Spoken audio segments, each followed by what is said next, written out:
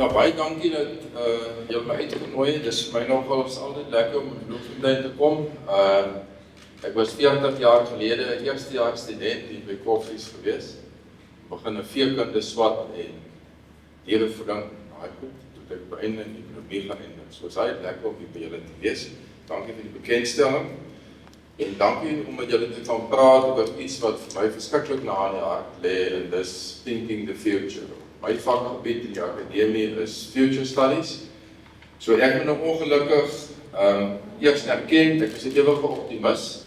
So as ek vandag moet sê wat dalk vir jou 'n bietjie klink of wat onrealisties is, ek dink nie so nie. En ek gaan ongelukkig 'n paar moet sê wat jou waarskynlik ook gaan opstel. Dan moet julle ook maar by klippe gooi. Ek sien nie hier is redelik lemoene in die saal nie. So die bottels kan 'n bietjie hard wees, so moenie met dit gooi nie. En ek wil graag hê, dit gaan 'n bietjie moeilik wees om interaktief te gesels, maar as daar vrae is na die tyd kan ons gesels, so ek sal graag met julle, as daar vrae is wat julle wil deel. En ek is so bly oor, president, oor die topic wat julle kies op is. Hoe waardes, waartoe is op pad, en dis waarmee ek my besig hou die hele dag is toekomsnavorsing. En as julle na daai vraag kyk, ek dink dis, en as ek na die president se rede luister, dis die vraag op die tafel.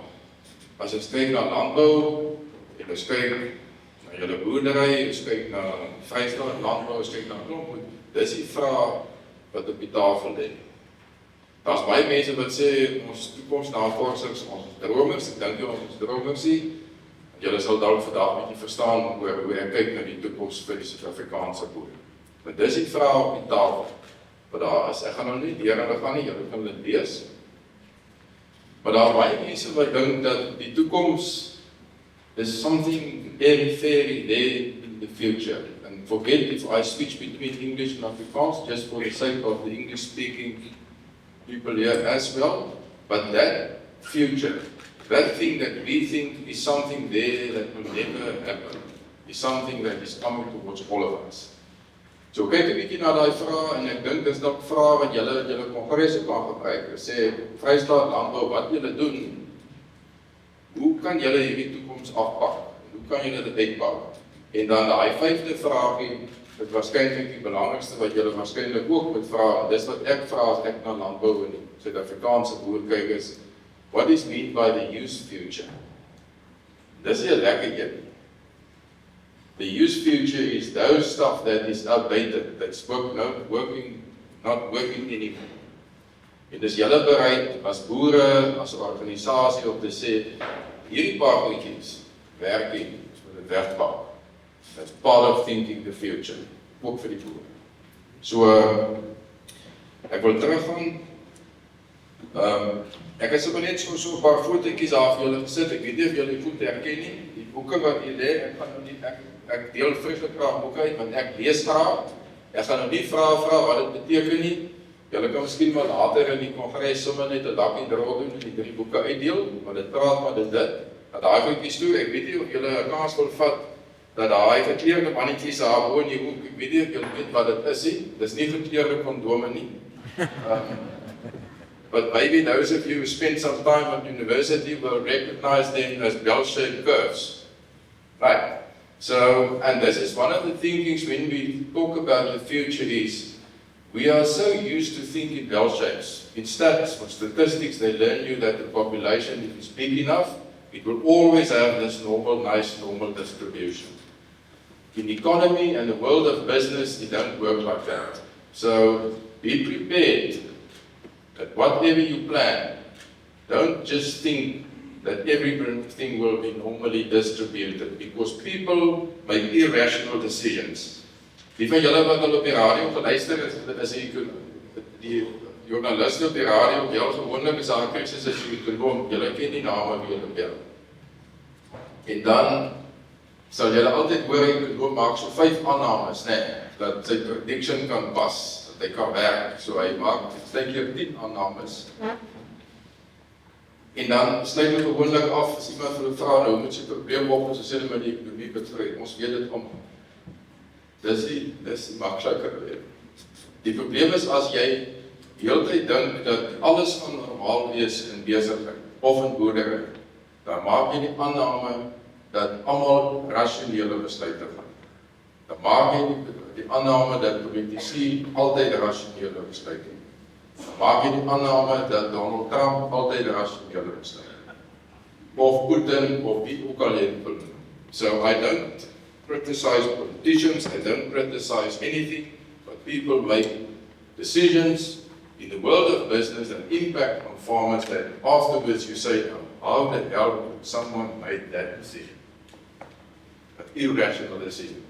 So, but maybe you can ask, during the course when you hand out the books or lucky draw, people maybe can just see, maybe ask a question on that. That second one, the black swan, is also part of my discussion today.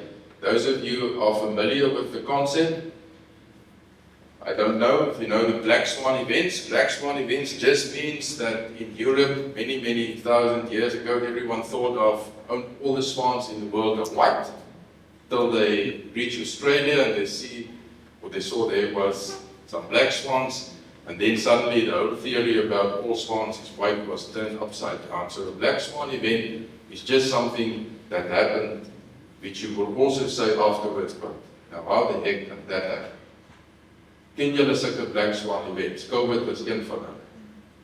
Dis die goedjies wat vir jou as 'n boer in die toekoms, jy moet bereid wees en voorbereid wees dat jy maak 'n geweldige klomp planne en dan gebeur daar black swan events. Dink 'n bietjie, daar gebeur baie sulke goed. Was 9/11 'n black swan event gewees? Dit was 'n black swan event vir die Amerikaners, maar nie vir Osama bin Laden. Hy het 10 jaar vooruit geweet.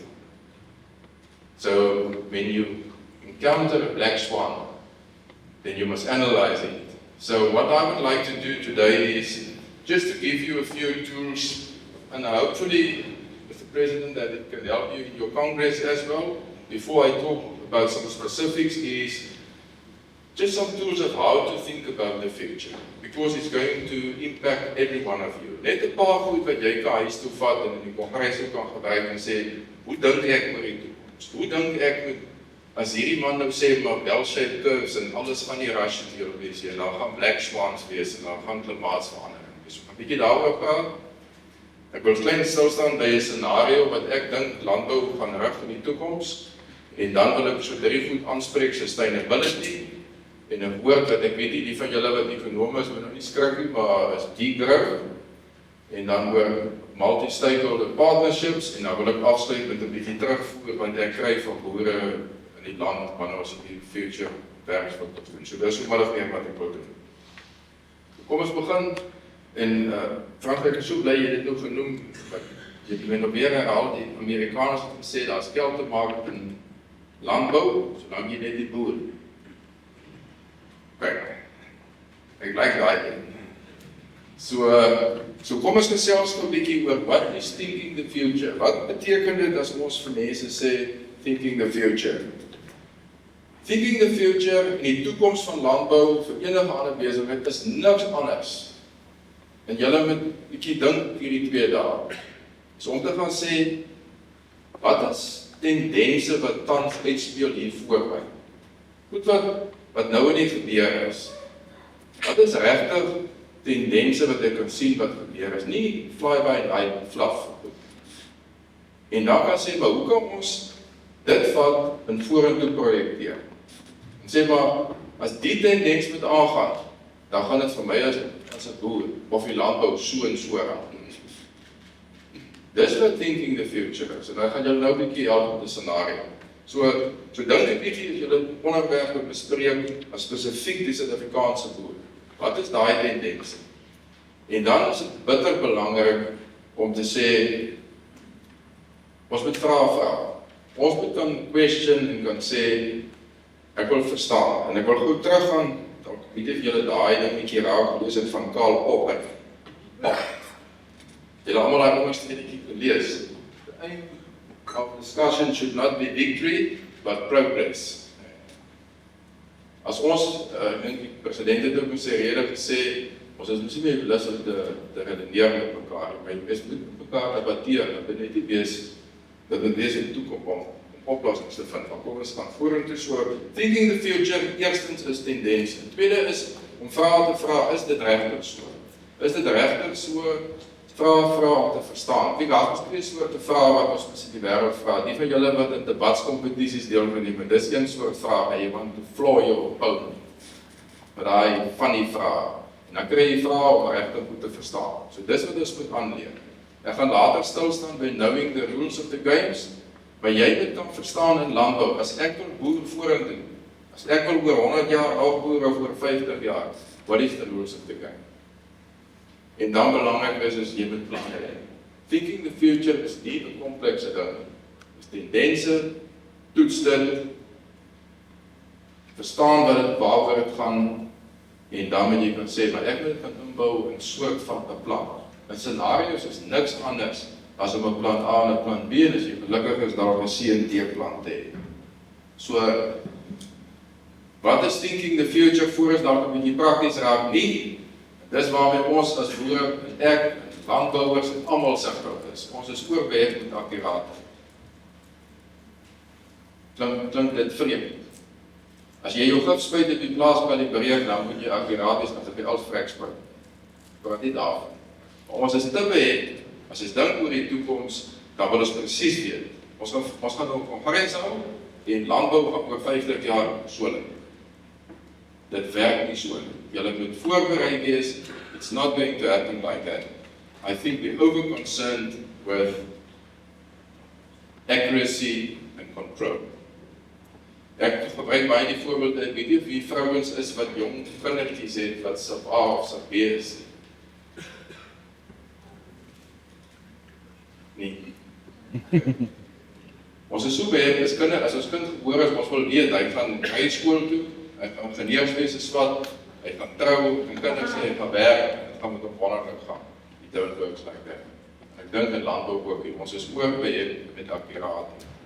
Dis hoekom ons moet begin dink in die toekoms is 'n veranderende plek, wat heeltyd wil verander, en dis waar we gaan uitkom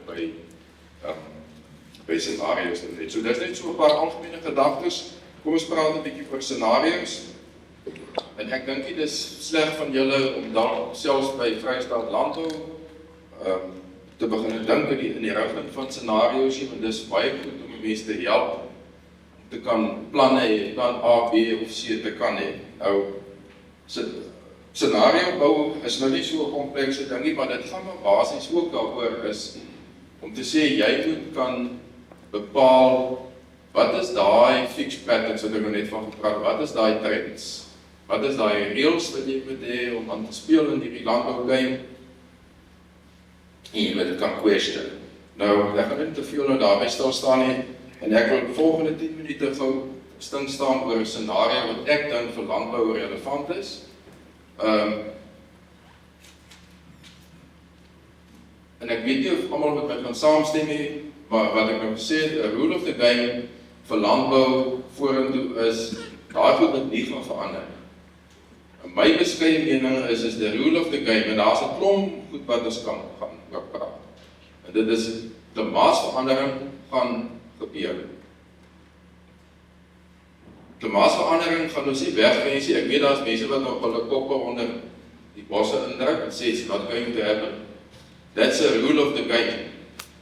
So if you think about the future of your farming, you must accept that as a rule of the game. It's most probably going to impact more on the agricultural or agronomy side, but I have a good feeling that it will impact the whole agricultural sector. That is the rule of the game. Nou, mens kan baie maklik negatief raak en sê, wat is dit nogal gebeur is daar van ons nou maar sing. Maar die key uncertainties rondom dit, en ons kan weer eens baie lang debatteer oor wat is daai key uncertainties when we think about the future. En ek realiseer dit nou net twee. Die een is, klimaatsfinansiering moet beskikbaar raak. En ek weet nie of die banke almal hier is, en as ek nou iets sê wat julle ontstel, dan is dit fyn. Maar die banke is nie naby klimaatsfinansieringsoplossings. Ek aanvaar handskepe dry nie vinnig nie. Maar dit is een van die grootste onsekerhede as 'n scenario's bou and think about the future of agriculture, specifically the South African farmer, climate finance and access to climate finance. Ons kry, en weer eens as die banke is, vergewe my, ons FNB wen 'n prys vir die most innovative bank in South Africa. Dit gaan met betaalmechanismes en apps en goed. But if you don't use technology to make a farmer credit-worthy, then the technology to transfer funds means nothing. You must use technology to make someone credit-worthy. So access to climate finance is a critical one. The second one, and I'll put it now in a scenario for you, is a scenario driver is we must, whatever we do in South Africa, whatever you do as a farmer, whatever you do as Agricultural Free State or Agri-SA or whoever it is, we must promote agriculture as an attractive investment destination. En ek wil 'n voorbeeld noem is, ek weet nie of julle die inflasiesyfers dophou nie, voedselinflasie het so 'n bietjie afgekom, maar is nog steeds die. So ek weet nie, die van julle wat kos koop, die mans koop mos nou nie kos, gewoonlik vrouens. Maar voedselinflasie is redelik hoog. Nou my tyd op hoë voedselinflasie, ja. Duur kos of hoë voedselinflasie is verskriklike swak nuus vir arme mense. Nee, maar kos is duur. Maar luister mooi. Hoë voedselpryse het ook 'n wins gelewer. Daar's geld te maak uit landboukommoditeite. En daarom is landbou aantreklik vir investering en ons moet dit promote en bevorder. So as ons dit in 'n scenario gaan plot, dis maar hoe ek dan kyk na die landbousektor en dis daai twee scenario's. Die scenario's gaan bou, dan werk jy maar met twee extreme, climate finance, totally accessible or not, very attractive investment or not, en as jy daar na die groen blokkies gaan kyk regsbo, dis waar ons moet eindig met landbou. Ons moet die banke, hoeveel kan die finansierers is, oorkom met climate finance, en ons moet die sektor aantreklik hou as 'n beleggingshorisoon. Gaan kyk 'n bietjie 2008-2009 na die finansiële krisis in die wêreld, it's about 2009, food inflation was most probably at its highest point ever. What happened in the past decade in South Africa and in the world? A lot of investment were made in agriculture because of that. Because of high inflation, because there was a profit opportunity. En die van julle wat nie weet nie, maar in Suid-Afrika het selfs buitelandse maatskappye in Suid-Afrikaanse besighede benut. Julle sal vir julle wat dit nie krag, ek wil nou nie name dit noem nie, maar dis wat gebeur. En as ons in daai scenario kan dink, in terme van die toekoms van landbou, en dit sal wonderlik wees as landbou, Vrystaat landbou ook align, sê dis die twee goed wat ons bedryf. Climate finance raak betrokke by gesprekke met die banke. Hoe gaan ons climate finance doen? Ek weet nie of ek nou met beheerder praat nie, maar ons gaan 'n chair, ek dink dit was klaar in die media, ons gaan hier by Koffsies by die bestuurskool ook 'n stoel vir leerstoel in klimaatsfinansiering begin. Dis 'n kritiese ding. Dis 'n kritiese ding wat moet gebeur en julle moet deelneem aan. Julle moet deelneem aan. En elkeen van julle, of jy boer en of jy 'n georganiseerde landbouer is, ons moet almal hard werk in landbou, 'n aantreklike beleggingshorisoon. Then you think about it. Ons moet daar wees waar ons kan landbou in sy nuwe formaat gefinansier met bankgeld, jou eie geld en met equity. Maar ons is nog 'n bietjie bang as ons net praat oor die equity gedeelte. So, maar ongelukkig, en dis nou maybe more to the politicians on this side, government, but it's not only to them, it's to each and every one of us. That scenarios which I showed to you there stand on that two pillars. And we must fight to the teeth to protect that two pillars. And that's inclusive economic institutions and inclusive political institutions. Julle verstaan wat ek bedoel. Ons moet veg tot die tande toe. Ekonomiese institusies moenie, die goed gaan nie meer geraak nie. Jy sal moet gaan definieer van georganiseerde landbou af tot en met op boervlak is. Wat beteken inclusive economy? Dit geld op jou plaas ook. So ons moet daai ding beskerm en dan inclusive political institutions. Ek is verskriklik opgewonde oor, kom ons noem dit sommer the Government of National Unity.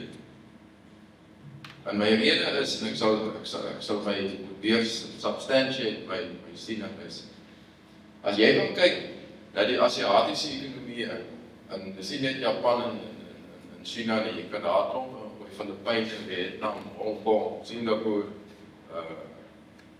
Suid-Korea, allemaal. 1950, het hulle allemaal uit kolonialisme gekom, net soos wat ons.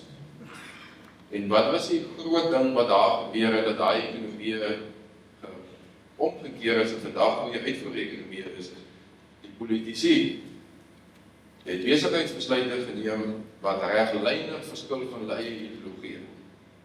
Hulle die ideologie besef dat aan die een kant is maak 'n besluit wat is goed vir Vietnam. Dis wat gebeur. Jy kan maar die boekies gaan lees in die geskiedenis. En I think we did. Dit maak my super op. Ons moet daai ding protect, daai twee goedjies moet ons beskerm. En ek dink AgriSA kan 'n groot rol speel met al die van hulle. Ook 'n bydrae aan die. Hoe kan ons deel doen? To promote inclusive political institutions and inclusive economic institutions. So dis so algemeen wat ek net oor thinking the future. Miskien goed dat jy 'n bietjie gespanne maak. Don't worry, I think there's a lot of opportunities and the first one is sustainability. Die woord sustainability of volhoubaarheid wat so baie gebruik, ek dink hy het amper sy punch verloor. Nou moes begin dink aan 'n nuwe naam vir sustainability. My nuwe naam is intergenerational agriculture. Ons boer eintlik nog vir toekomstige generasies. Maar kyk net hoe vinnig, en ek weet dat die ekonom probeer altyd mooi prentjies teken om julle vreeslik te beïndruk. So moenie al die goed lees nie. Maar jy volhoubaarheid staan eintlik maar net op 'n paar goedjies. En dis op die sosiale kant, die omgewingskant en die ekonomie kant. Maar my siening is, en dis wat daar eintlik geleenthede is, as jy vandag gaan kyk na die wêreld in terme van voedselproduksie en veselproduksie. Die ekonomie gedeelte het ons lankal uitgesort. Maar as jy gaan kyk na die sosiale gedeelte en omgewingsgedeelte, en ek gaan net 'n bietjie praat oor GDP groei koerse. Ons moet nie onderskat nie. The social aspect and the environmental aspect is pushing back so hard, you can't believe it. Ons moet nie meer dink dat die sosiale goed is goedjies wat maar net daar een kant wees en ons moet window dressing doen en sulke goed. Daai ding druk so hard terug. En ons gaan ook net 'n bietjie meer daaroor praat en julle almal weet oor die omgewing. Die omgewing het nou gesê tot hier toe en eintlik reël die omgewing nou van ons af. Die natural resources. Die van julle wat die nuus dophoor, julle in Bangladesh die week dopgehou. Hulle president het bedank dat hy die skip afgespring. The social aspect is pushing very hard in Bangladesh. People are unhappy and they are hungry, and if they're unhappy and hungry, they get let's say they make irrational decisions sometimes. Die sosiale gedeelte by landbou gaan terugdruk kliphard. En ons sit met 'n sektor wat kos voedsel produseer. En jy gaan nie daarvan wegkom voedsel het ander politieke, institusionele en ander dimensies aan hom. Wat nie net ons vervaardig nie rolskarre of sulke goed. Ons produseer 'n kommuniteit wat 'n geweldige klomp dimensies het. En ons gaan by geen besigheidsplan of dit op die plaas is of by Vrystaat landbou. As ons nie na die sosiale kant en nie na die omgewingskant kyk nie, then we will not contribute to sustainability.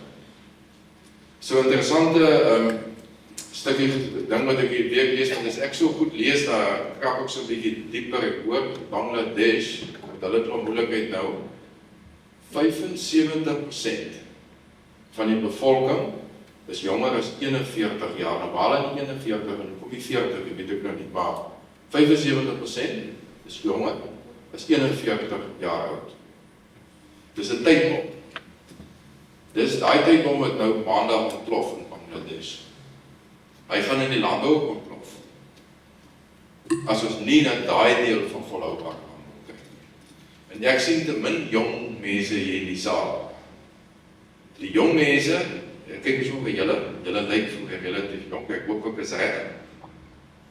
Julle moet deel raak van die gesprek. Want julle kyk anders na die goed, julle is anders getune. Die goed is makliker vir julle. Moenie die sosiale gedeelte onderskat nie. 75% van 'n land se bevolking is less than 41 years old. It's a time bomb in itself. Okay, hy het ook gedetoneer hier. Gaan op ander plekke ook gebeur. En die omgewing. So dis net 'n paar gedagtes, hopelik help dit julle as julle dink oor volhoubaarheid. Julle gaan nie kan wegstap daarvan nie, maar ek dink net daar's ongelooflik geleenthede. En ek is 'n ongelooflike optimis. Maar as jy 'n bietjie anders dink, dan gaan jy verskriklike klop geleenthede uitkrap. Want daar's 'n ding wat ons noem in bemarking is non-disruptive innovation. Want ons dink ons alles moet disruptive wees, né? Maar so disruptive beteken ek vat wat iemand anders doen en dan gaan probeer ek dit net beter maak, maar kyk nie van die goed wat niemand kan kyk nie, né? Maar al dit disruptive. So daar's baie geleenthede. Dan die volgende ding, deel van sustainability is wat ek dink vir julle as boere so belangrik is, en ek is hier voorheen, ek werk by BKB en ook so op die sidelines, so ek is bietjie betrokke in die wolbedryf, so hierdie ding van agri-biodiversiteit. Dis iets waar ons sit en dis iets waar ons moet gaan die wêreld gaan vertel. Ons sit in terme van agri-biodiversiteit in Suid-Afrika met 'n geweldige klomp geleenthede. Ek gaan gou vir julle 'n voorbeeld noem, dit met prakties te maak. Die wolwêreld waarin ons beweeg, ons het so 3 jaar terug vir die modehuise in Europa gevra, wat wil julle hê met ons doen as julle nog wol in die klere gebruik? Ek weet nie hoeveel van julle wolklere aan het nie, julle moet net in die baadjies en binnesak kyk, ek hoop julle dra wol. Dis nie van julle. So, toe hulle vir ons gesê, hulle sal wol koop van 2028 af verder af, behalwe as ons regenerative farming doen, regeneratiewe boupraktyke op plase waar wol produseer. Toe ons is asaf geskrik het, toe ons terug gaan kyk by boere op die plase, toe ontdek ons eintlik, maar agri, daar soveel diversiteit reeds nog steeds op plase, ons sê dit nie vir die wêreld nie. So gaan dink 'n bietjie, maak dit 'n thinking stream by julle, selfs by Vrystaat landbou. Moenie, daar's geld te maak met agri-biodiversiteit, dis 'n geleentheid. Daar's goed wat by jou gebeur wat jy net iets van weet nie. So dink 'n bietjie daaroor. Ons is geforseer in die president se rede, ek hou van sy aardbol, die noord, die suid en die vet middelman. Die wêreld van voedsel is geforseer in 'n model of cheap food, everything is standardized, we don't diversify. So ons is nog in daai mode en ons moet uitbreek daaruit. So dis 'n paar gedagtes oor sustainability. Dan wil ek 'n paar woorde sê oor degrowth. Ek weet nie of julle bekend is met die term, maar dis 'n ding wat vir my laat wakker lê as ek nou spesifiek by ekonomie bietjie opsit.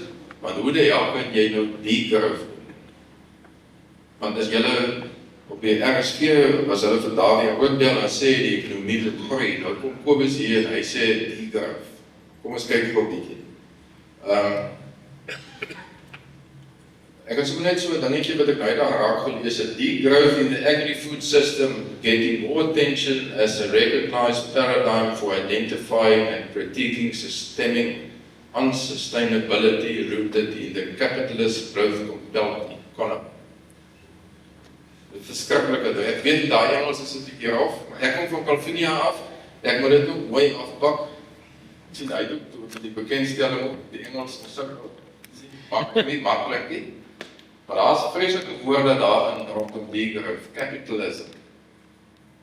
Capitalism word as gedurig getag. So ek wil net gou miskien 'n paar goed julle deel oor degrowth. En dis 'n realiteit wat ek en jy as 'n landbouer moet vrede maak en saamleef. As jy gaan kyk, onthou ek is nou inquisitive, so ek krap terug. As jy gaan kyk, ons weet groei in die wêreld in terme van GDP. Dis die maklike een. So as jy gemiddelde GDP groei koers, of GDP, dit is average wêreldgroei. As jy teruggaan in 37 jaar rond, dan was die depressie in Amerika, dan is 738. Van daar af tot 1973, het die wêreldekonomie gegroei double digits in sekere lande. Vergeet nou, ek praat van average, nee.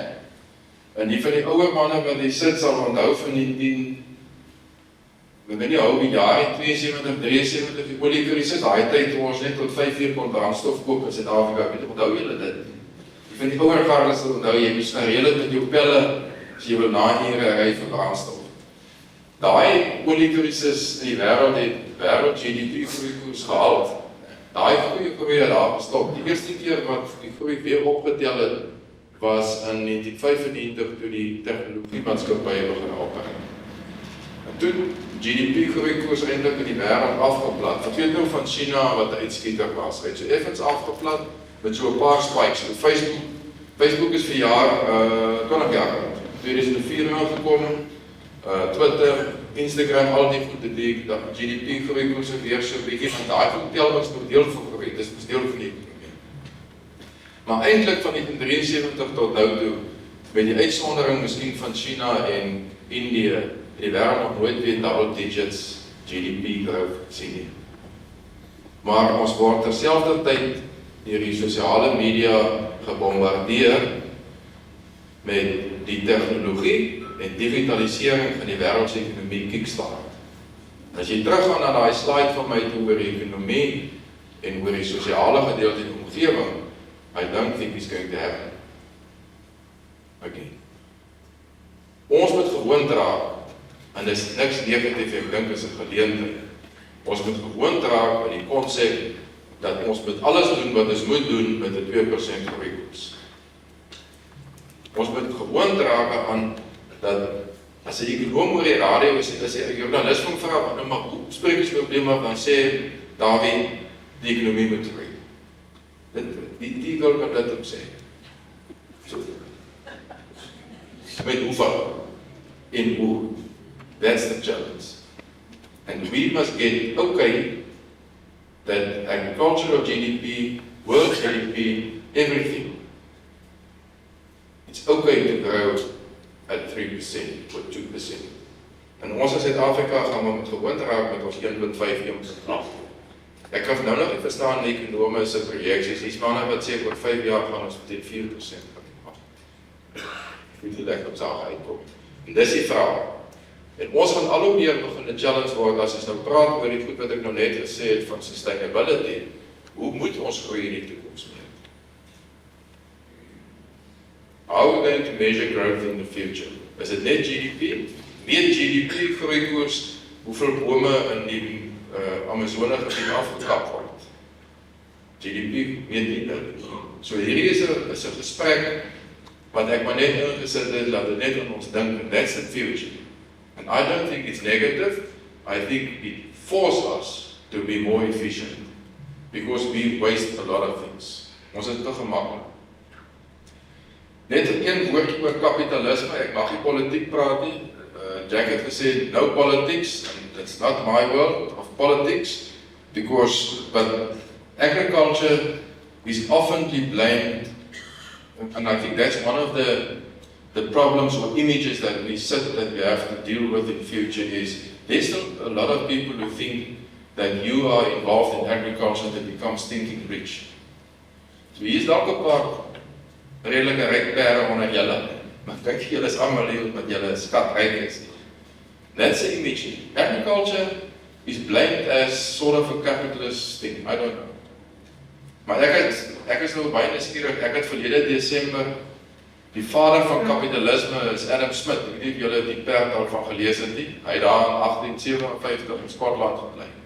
Hy het 'n boek geskryf, The Wealth of Nations. Dis maar die blueprint van kapitalisme. Toe ek nou die boek gaan lees met Google, want ek kom van Calvinia af, daai Engels is toch ons moeilik, so ek kan translate. Maar een ding, twee goed staan vir my uit, en 'n opinie uit te spreek oor kapitalisme, is die kritiek op kapitalisme. is, as jy daai boek gaan lees, een is Adam Smith, was hy ekonomie. Weet jy wat het geweet het, he was not the economist. En sy groot chommy David Hume, wat nou groot inspraak as hy lewende was, ook 'n ekonomie. So Adam Smith, he was a professor in moral philosophy, hy was 'n professor in, wat is die Afrikaans, morele filosofie. Kort, dat is van de Amerikaan. En die tweede ding is jy nou, The Wealth of Nations van lees, die intensie met kapitalisme was niks anders as inclusive economy. Daar was 'n plek vir die regering, daar was 'n plek vir privaat sektor, daar was 'n plek vir landbou, daar was 'n plek vir deursigtigheid, vir werkende markte, alles. As eintlik niks verkeerd met kapitalisme nie. Al wat hom doodgemaak het is gierig. So, ons is nou net is besig om kapitalisme sterk daan te gee. So, sorry Jack, ek het nou my geleentheid gebruik om sommer net iets te sê. Dan, een van die ander punte wat ek dink ons baie meer moet praat, as ons praat oor thinking the future of the South African farmer, dis hierdie ding van aggregation. Die mooie Afrikaanse woord is, ek dink nie dis verboeding nie, maar kom ons hou maar by die woord aggregation. Ek gaan nou weer 'n kontroversiële stelling maak, maybe to the government. I think we waste a lot of money on small-scale farms. Sorry, but I will give context.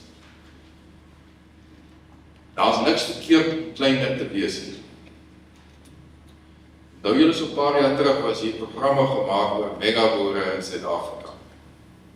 Die tema was, wat Piet se program gesê het is, you either go big or you go home. Dit was die tema, nee. Nou, I think we mustn't waste money to make more small-scale farmers commercial farmers. That focus on commercialization must be there all the time. But it must shift from production level to the point of aggregation. Dis nie verkeerd om klein te wees nie, as ons die aggregation kan uitsort. As ons kan seker maak, dat ons van kleiner volumes by mekaar kom. Want dit is ons access to market. Ons sit in Suid-Afrika met waarskynlik die beste aggregation model in the world and cultural and food industry. Not only Africa, in the world. En dis die volstelsel wat BKB, OVK en al die agente saam dryf is. Julle kan nou nie, sal nie, wat dink julle is die kleinste hoeveelheid wol wat in daai stelsel inkom van 1 boer? Dis 2,5 kilogram. Dis basies 1 koei se wol. En hy kom in 'n Pick n Pay sak in hy system. Ook 'n Checker sak of Spar sak. Sorry. Daai 2,5 kilogram are being aggregated into a system where that wool participate in the same global market as Jan Randall in Mpumalanga with 35,000. That's a brilliant example of aggregation. En julle kan maar gaan kyk in die wêreld. Koffiebone, kokobone, mangoes in Indië, noem dit op. Dis nie verkeerd om klein te wees nie, as met die aggregation uitsort. So this thing, I say, let's call it the new narrative, is the focus of commercialization. It's not necessary to convert a small-scale farmer or a smaller farmer to a commercial farmer. Make sure that the product is right, and focus on the aggregation. That's where we have to spend the money. That's a key thing. Ek weet Standard Bank het 'n projek in die Vrystaat wat hulle 30 of 40 klein boere mee help. Ek het al met hulle gepraat, gaan kyk na daai kommoditeite, kan jy aggregate. That's it. Julle kan maar gaan kyk in Indië, hulle produseer 40% van die wêreld se mangoes in enige vorm. 80% is klein. Snap waar? Ek kan nou gaan kyk, en is miskien 'n bietjie nuttelose stats, maar dit fascineer my. Het julle al gedink hoeveel plase is daar in die wêreld? Wat die titel aangeet, vergeet nou van Kominala. How many farms are there in the world? 455 million farms, title deeds.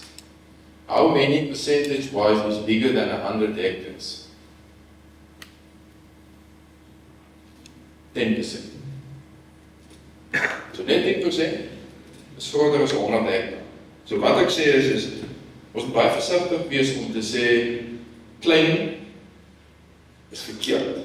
As ons kleiner skaalse landbou uit die voedselsekuriteitsvergelyking uithaal in die wêreldprobleem. Ons benodig die megaboere big time.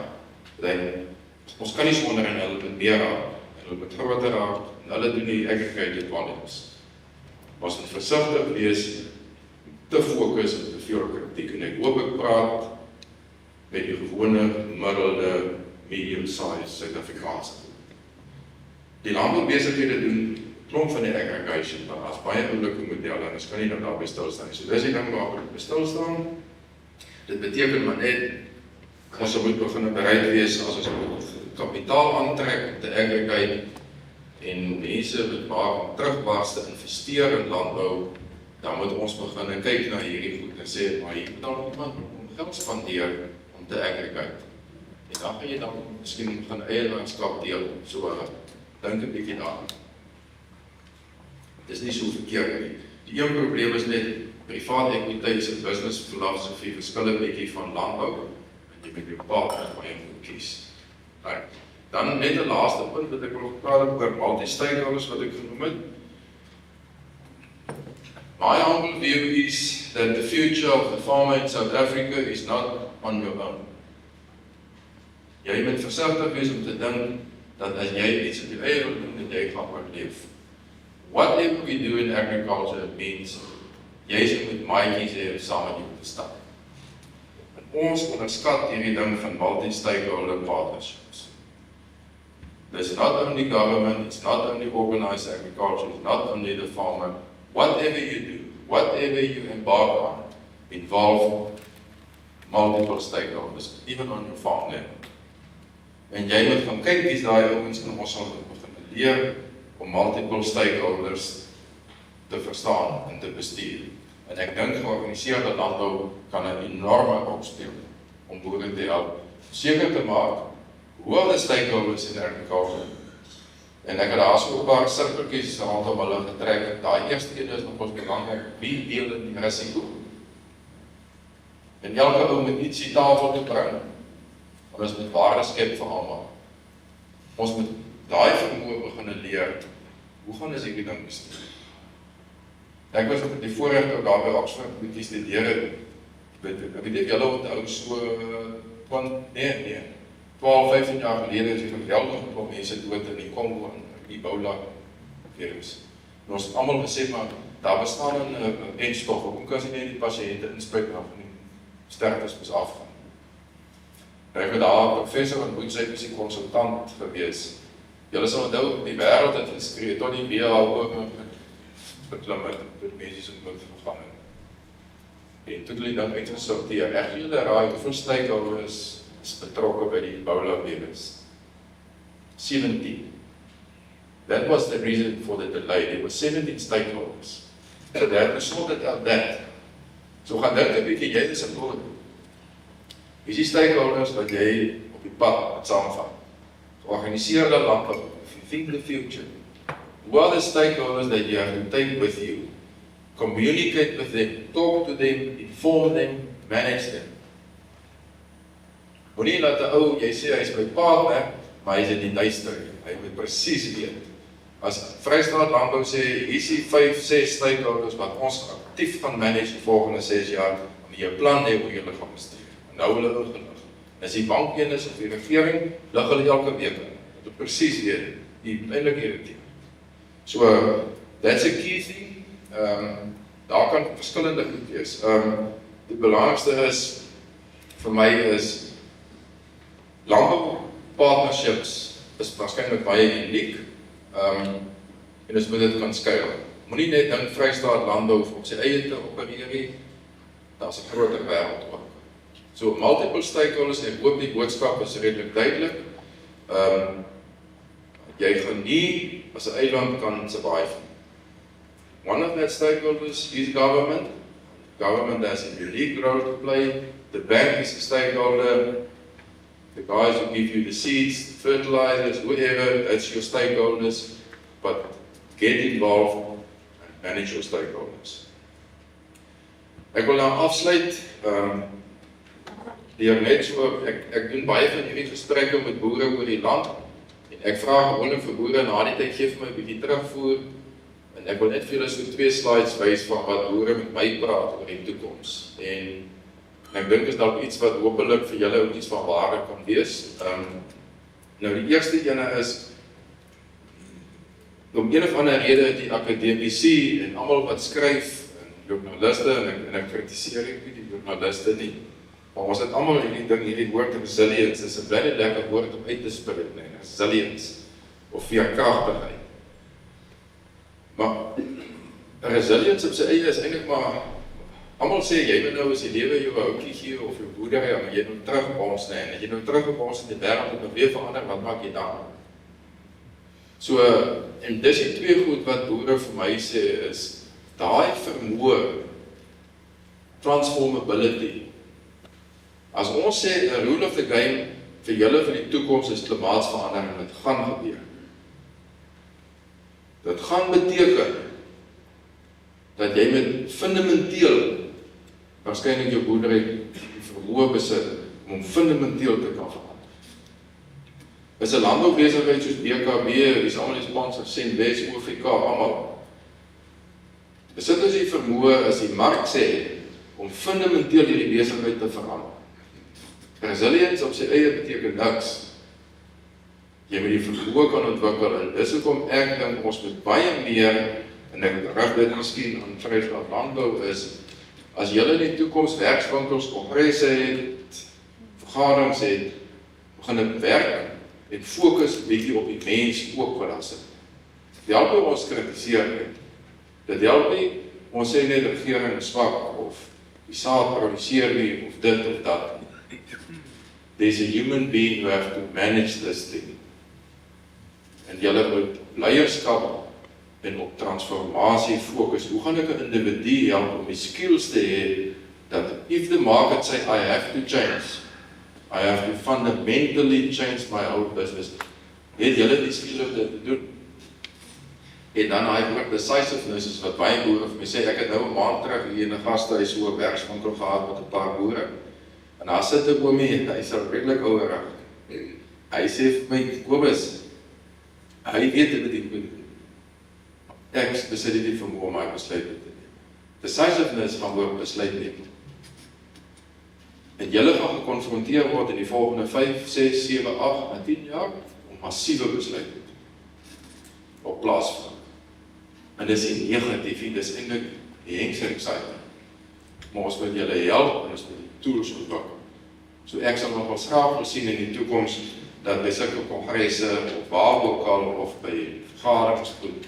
Kom ons fokus 'n bietjie ook op die individu en hoe gaan ons hom bemagtig om ander besluite te kan neem en sy besigheid te kan verander.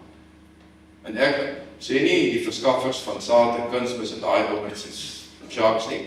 Onthou net, 'n ou wat na jou toe kom, jy sê jy moet so en so maak, hy moet 'n produk verkoop. Ek praat van real human skills. Ek was nou eendag by daai vergadering in die PE, die president het genoem van die back and close hier. Julle kan nou vir julle indink die emosionele gedeelte daar in Oos-Kaap. Ons het nog gedink die Oos-Kaap sal nooit back and close kry, nou is die damn ding daar. So ons het daar die vergadering gehad. En wat vir my uitgestaan het, die ou wat uitgebreek en hy het 'n paar gepraat en hy sê hy's 'n chemiese bom. Dit nou dat dit vir my sê hy's redelik gedrak. Nou, kan julle dink die emosies wat hier individu gaan. So ons moet die vermoë besit, as still the future. Ons moet nie die individu agterlaat. Ons is so geneig om die ekonomiese goed, omgewingsgoedjies en allerlei. We must have workshops, we have plans, we must work around individual, how to develop them, to be able to transform and make decisive decisions to transform his business. Dan wil ek afsluit. Net so 'n lesie van die ek is baie lief vir filosofie.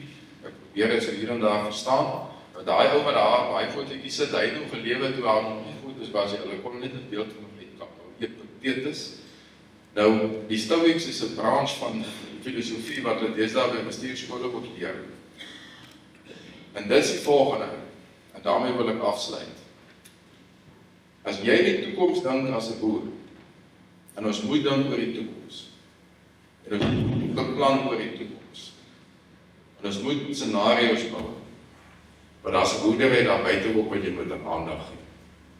En ek kan nie verstaan hoekom mense, en dit geld nie net vir boere nie, dit geld vir CEO's en almal. Daai twee sirkeltjies, daai groot sirkel is waaroor jy niks beheer het nie, en daai klein sirkeltjie is eintlik nog kleiner, dis waaroor jy beheer het. En as daar so 'n stukkie waar jy miskien kan beïnvloed. Prakties. Eskom.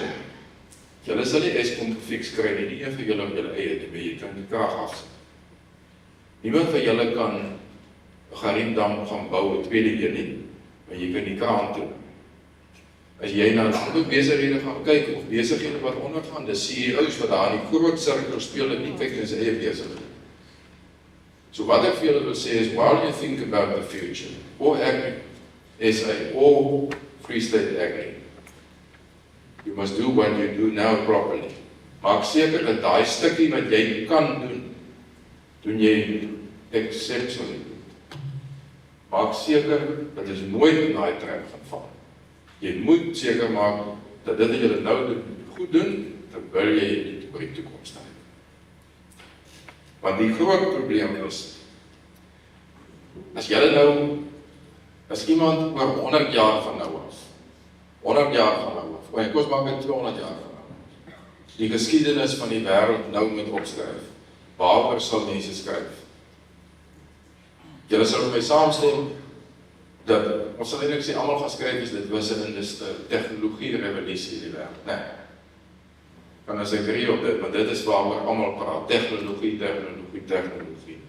Ek verskil van dit, ek dink, tegnologie is maar net 'n tool, tegnologie gee maar net vir ons inligting, we are massively empowered by technology with information, almal van ons het nou inligting. En nou ewe skielik, kan 'n kind sy pa challenge, 'n pasiënt challenge, die dokter oor sy diagnose, almal is empowered met 'n geweldige inligting. So wat is eintlik mee besig is, we're not busy with the digital change or transformation, we're busy with the massive social change, and that include agriculture. Ons gaan dit nie geveg kry nie, die jong mense, hoe hulle operate en doen, we massively informed with information, also agriculture. We part of the social change. Maar dit nie beklein nie, pas aan naby. Die media is besig om terug te maak, ek sê nie almal nie, maar jy kry inligting, en dis ook ek sê, thinking the future, question. Wat gaan jy maak met die klop inligting? Hoe gaan jy maak om te oorleef? So ek wil afsluit met dit en sê, as jy gaan boer, lekker boer, maak seker dat daai klein sirkeltjie goed gaan weer, moenie dat daar iets verkeerd gaan nie, party van ons van groter kan beïnvloed. Agri SA het waarskynlik die vermoë om namens julle groter in daai deel in te gaan, bemagtig hulle, en dis my hartseer om te hoor dat daar nie lede van die boere is nie raak betrokke. 'n Belangrike ding, en julle daai twee pilare wat ek vir julle geteken het, vergeet is van instituties. Agri SA is 'n institusie, is 'n institution, and it's well institutionalized. You must protect it and participate. Government's not going to listen to individuals, they will listen to institutions. Support them, help them, en ek sal graag weer jong mense wil sien dank.